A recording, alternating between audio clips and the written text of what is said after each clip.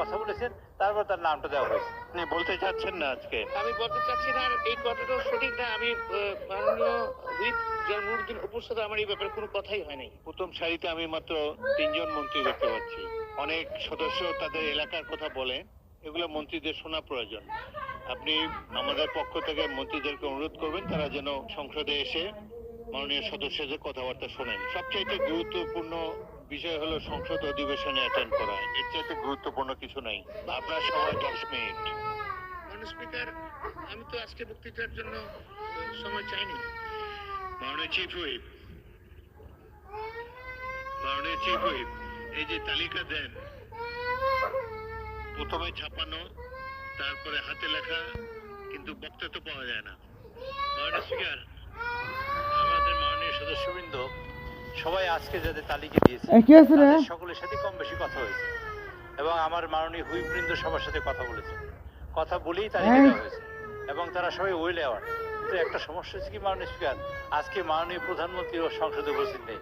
মাননীয় প্রধানমন্ত্রী সংসদের প্রাণ।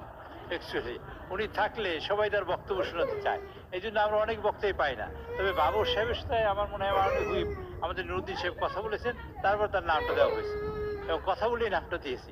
কাজে আজকে মাননীয় স্পিকার, আমি অনুরোধ করছি মাননীয় সদস্যবৃন্দ যারা আছেন তারা যদি বক্তব্য রাখেন, আমরা চেষ্টা করবো মাননীয় প্রধানমন্ত্রীর কাছে এই বক্তব্য পৌঁছে দেওয়ার জন্য, যাতে তিনি শুনতে পান যে আমরা কি বলেছেন আপনারা। ধন্যবাদ মাননীয় স্পিকার। জনাব লুৎফুজ্জামান বাবর, আজকে আপনি বলতে চাচ্ছেন না আজকে? আমি বলতে চাচ্ছি না, আর এই কথাটাও সঠিক না। আমি মাননীয় হুইপ জয়নুরউদ্দিন অপুর সাথে আমার এই ব্যাপারে কোনো কথাই হয় নাই। আচ্ছা, ঠিক আছে, আপনি বসুন, আপনাকে পরবর্তীকালে সুযোগ দেওয়া হবে।